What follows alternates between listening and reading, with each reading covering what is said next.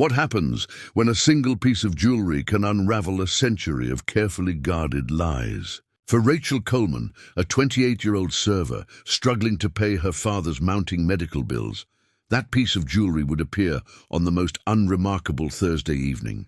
For Harrison Aldridge, a man whose fortune commanded respect in every major financial center, it would be the beginning of the end of everything he thought he knew about his legacy. She was simply trying to survive another exhausting shift at Chicago's most exclusive restaurant. He was just another wealthy patron expecting flawless service. But when she noticed the distinctive emerald brooch pinned to his lapel, a childhood memory would surge forward with devastating clarity. This isn't merely a tale of hidden fortunes or disputed inheritances. This is the story of how an antique emerald brooch would expose a web of betrayal spanning 5 decades, revealing how the most precious inheritances are often the truths we've been systematically denied. The crystal chandeliers of Meridian Hall cast dancing shadows across the pristine white tablecloths, their baccarat crystal drops catching and fracturing light into tiny rainbows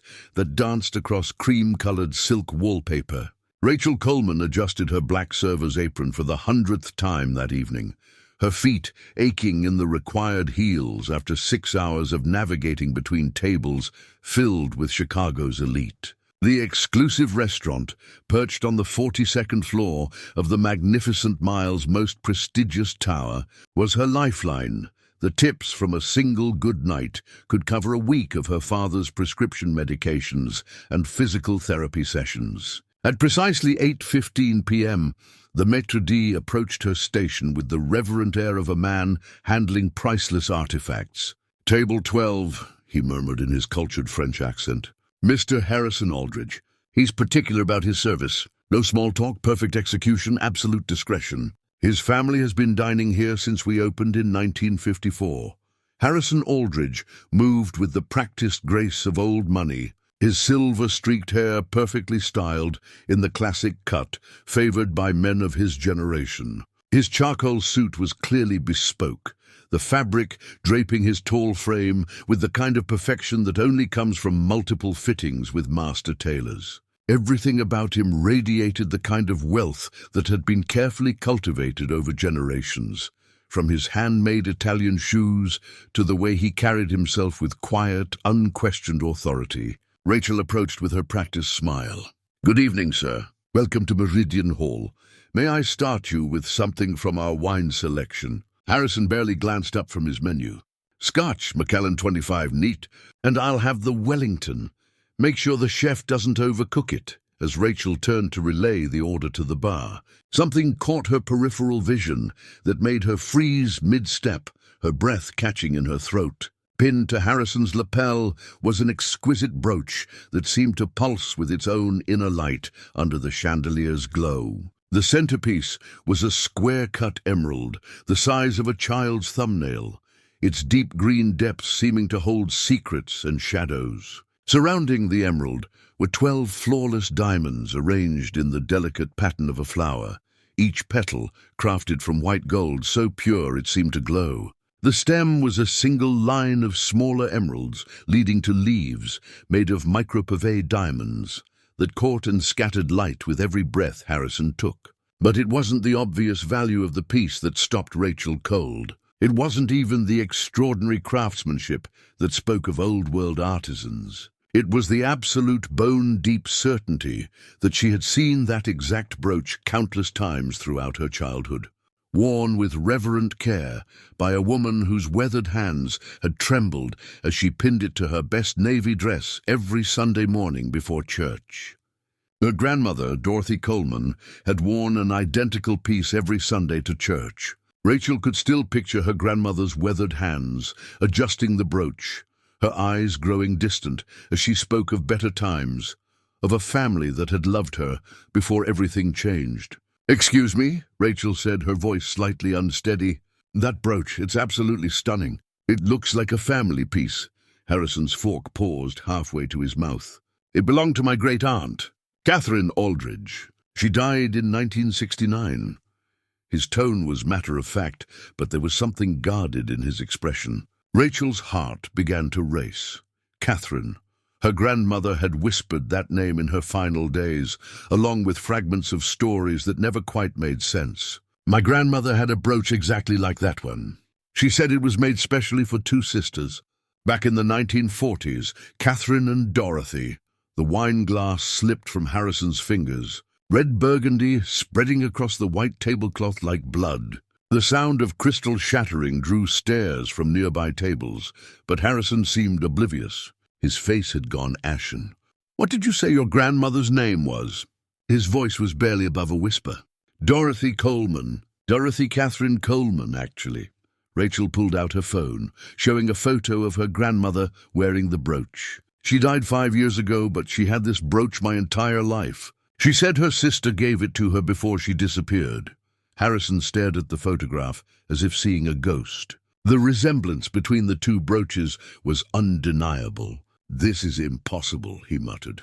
"Catherine Aldridge never had a sister. She was an only child who married into our family in 1947. "But she did have a sister," Rachel insisted. "My grandmother told me stories about growing up together, about how Catherine married a wealthy man and changed her name. She said Catherine promised to help the family, but then she disappeared and never spoke to them again." Harrison's hands trembled as he reached for his napkin. "Catherine Aldridge married my great-uncle Jonathan Aldridge in 1947. She brought nothing to the marriage, no family, no inheritance. She was a poor girl from the South Side who died childless in a car accident 22 years later. She wasn't childless. She had a daughter, my mother, Helen Coleman. And Dorothy wasn't from the South Side. She was from Riverside, and she had 3 children before her husband died in the war." "Prove it," Harrison said coldly. He pulled out a business card and placed it on the wine-stained tablecloth. "Harrison Aldridge, Aldridge Holdings International. If you can prove any connection between your family and mine, I'll listen. If this is some elaborate con, you've picked the wrong mark." He left a $100 bill beside his untouched meal. "My office. Tomorrow at 3 p.m. Bring documentation." He paused at her shoulder. "But understand this, Miss Coleman. The Aldridge family has survived for over a century by protecting our interests. False claims have a way of destroying the people who make them." The next morning found Rachel in the basement of her father's modest 2-bedroom house in Brookfield, a working-class suburb where the American dream had been scaled down to fit smaller lots and more manageable mortgage payments. The basement smelled of old cardboard and mothballs, lined with metal shelving units holding the accumulated memories of 3 generations of Colemans who had learned to save everything because you never knew when hard times might require you to make do with what you had. James Coleman sat in his wheelchair nearby, his body bearing the visible scars of 2 strokes that had stolen his mobility and much of his speech, but left his mind sharp and his love for his daughter unchanged. The right side of his face was slack from nerve damage, and his right hand lay curled and useless in his lap. But his dark eyes were alert and supportive as he watched Rachel dig through boxes that hadn't been touched since Dorothy's funeral 5 years earlier. "Looking for Grandma Dorothy's papers again, sweetheart?" he managed to say, each word requiring visible effort as he struggled with the aphasia that made communication a daily battle. "You haven't been down here since the funeral." "Dad, I need you to try to remember everything you can about Grandma having a sister," Rachel said, her voice gentle but urgent. "Someone named Catherine who married into a wealthy family. Did she ever mention the name Aldridge? Did she ever talk about promises that were broken?" James's expression grew thoughtful, his left hand tapping against the arm of his wheelchair as he searched through memories that sometimes felt clear as yesterday and sometimes slipped away like smoke. "She used to cry when she thought we weren't listening," he said slowly, each word carefully chosen. "Late at night, when she was doing the mending by the kitchen table. She'd hold that brooch up to the light and whisper to it like it was a person. Said her sister chose money over blood." He paused, his breathing labored as he fought to find the words. "There's a box in the hall closet, behind the Christmas decorations. Way in the back, wrapped in an old wedding dress. She made me promise never to open it, said it was full of things that would only bring pain. But maybe it's time for the pain to serve a purpose.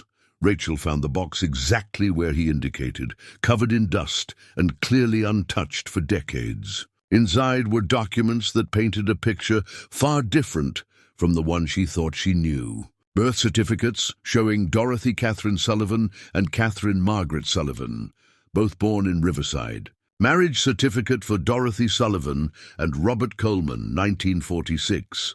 Death certificate for Robert Coleman, killed in action in France, 1944. But the most shocking discovery was a series of letters dated 1947 to 1948, written in elegant script on expensive stationery bearing the Aldridge family crest in raised gold lettering. They were from Catherine to Dorothy, promising to use her new position as Mrs. Jonathan Aldridge to help her sister and her children. The early letters were filled with joy and excitement, detailing specific plans: $500 a month to help Dorothy with her children's expenses, money for their brother Tommy's college education when he returned from the war, funds to bring their aging parents to live in a better neighborhood. "Dorothy, darling," read one letter dated July 15, 1947, "Jonathan is even more generous than I dared hope. He's agreed to establish trust funds for little Helen and Bobby, and he's promised that Tommy will have a position at Aldridge Holdings when he completes his military service. We're family now, truly family, and the Aldridges take care of their own." But something changed in January 1948. The letters became shorter, less personal, filled with vague excuses about delays and complications. The specific promises became generalized hopes. The warm, loving tone grew cooler, more formal, as if Catherine was writing to a distant acquaintance rather than her beloved sister. The final letter, dated March 15, 1948, was devastating in its coldness. "Dorothy, I must ask you to stop writing to me about financial assistance. Jonathan's family has made it clear that his generosity to outsiders reflects poorly on his judgment. While I will always have fond memories of our childhood together, we must both accept that marriage has created new loyalties. Please do not write again. Mrs. Jonathan Aldridge." But there was one more document that made Rachel's blood run cold with rage and sorrow. A carbon copy of a letter from Dorothy to Catherine, dated March 16, 1948, just one day after receiving that brutal rejection. In her grandmother's careful handwriting, Dorothy had poured out her heart. "My dearest Catherine, little Helen is so sick. The doctors say it's scarlet fever, and without proper medicine she might not survive the winter. I'm not asking for charity, I'm asking my sister to help save her niece's life." The letter had been returned unopened, bearing a stamped message in red ink, "Addressee unknown, return to sender." That infant daughter was Rachel's mother, Helen. According to the medical records, she had nearly died from scarlet fever that winter, a death that could have been prevented with proper medical care that Dorothy couldn't afford. At exactly 3 p.m., Rachel stood before the imposing granite and glass facade of Aldridge Tower, a 60-story monument to financial power that rose from the heart of Chicago's financial district like a gleaming sword thrust into the sky. The building's lobby was a cathedral of black marble and polished steel, its soaring ceiling decorated with murals depicting the progress of American industry. The security was more intensive than many airports, with uniformed guards, metal detectors, and biometric scanners. But Harrison Aldridge's name was apparently a magic key that opened every door. The moment Rachel identified herself to the reception desk, she was whisked past every security checkpoint and into a private elevator that climbed toward the clouds with whisper-quiet efficiency. Harrison's office occupied the entire 39th floor, with floor-to-ceiling windows offering a panoramic view of Chicago that stretched from the lake to the distant suburbs. The decor spoke of old money and older power, Persian rugs that had probably been hand-woven centuries ago, oil paintings of stern-faced Aldridge ancestors whose eyes seemed to follow visitors around the room. and furniture that looked like it had been carved from single pieces of exotic hardwoods by master craftsmen. Behind Harrison's massive mahogany desk hung an oil portrait of a severe-looking man in Victorian formal wear. The nameplate read Jonathan Aldridge, 1895-1963, founder of Aldridge Holdings. Even in paint, Jonathan's pale grey eyes held the same cold intelligence that characterized his great-nephew. Harrison stood with his back to the door, gazing out at the city. When he turned, Rachel was startled by the change in his appearance. The composed businessman was gone, replaced by a man who looked like he hadn't slept in days. "Miss Coleman," he said, his voice lacking its usual authority. "Please sit down. Show me what you found." Rachel spread the documents across his desk, birth certificates, marriage records, and most damning of all, the letters between the sisters. Harrison examined each piece with the intensity of a prosecutor, his expression growing darker with every revelation. "My God," he breathed, holding up the final letter from Catherine. "This handwriting, it's not hers." He walked to a wall safe, returning with Catherine's original marriage documents. The handwriting was completely different, rounder, less educated, clearly from someone else entirely. "Someone else wrote those letters," Harrison said. "Catherine didn't reject your grandmother. Someone made the decision for her." He pulled out a yellowed newspaper clipping from 1969. "The police report was filed by my grandfather, Marcus Aldridge. He claimed she was driving erratically, possibly intoxicated. But Catherine didn't drink. She was a devout Catholic who barely touched wine at communion. You think she was murdered? I think she discovered something that made her dangerous to the family. And I think it had to do with your grandmother and the promises she tried to keep." Their investigation was interrupted by the soft chime of Harrison's private elevator. His assistant appeared in the doorway. "Mr. Aldridge, your nephew Garrett is here. He says it's urgent family business." Harrison and Rachel exchanged a look of alarm. If word of their discovery had reached other family members, they were in danger. Garrett Aldridge entered like a storm front, his expensive Italian suit perfectly tailored to his lean frame, his dark hair styled with the kind of precision that required daily visits to exclusive salons. He was younger than Harrison by perhaps 15 years, with the kind of aggressive confidence that came from growing up, knowing that the world would always bend to accommodate his wishes. His smile was practiced and predatory, the expression of a shark that had learned to disguise its teeth. "Uncle Harry," he said, his gaze immediately fixing on Rachel with calculating interest that made her skin crawl. "I hope I'm not interrupting anything too terribly important." He gestured dismissively at the documents spread across the desk, as if they were nothing more than meaningless paperwork. "I heard through the family grapevine that you were entertaining some interesting visitors yesterday. Family history research, someone mentioned? How absolutely fascinating." "Garrett," Harrison replied carefully, his businessman's instincts warning him to proceed with extreme caution. "This is Miss Coleman. We were discussing some genealogical matters related to the family archives." "Genealogy?" Garrett's laugh was sharp and cold, like ice breaking under pressure. "How wonderfully academic! You know, it's remarkable how these old family stories have a way of surfacing just when someone finds themselves in financial difficulties. Medical bills, I understand. Your father's condition must be quite expensive to treat." Miss Coleman, the casual cruelty of the comment. The way he had obviously investigated her personal situation and was now using it as a weapon made Rachel's cheeks burn with a mixture of anger and humiliation. This wasn't just wealthy privilege.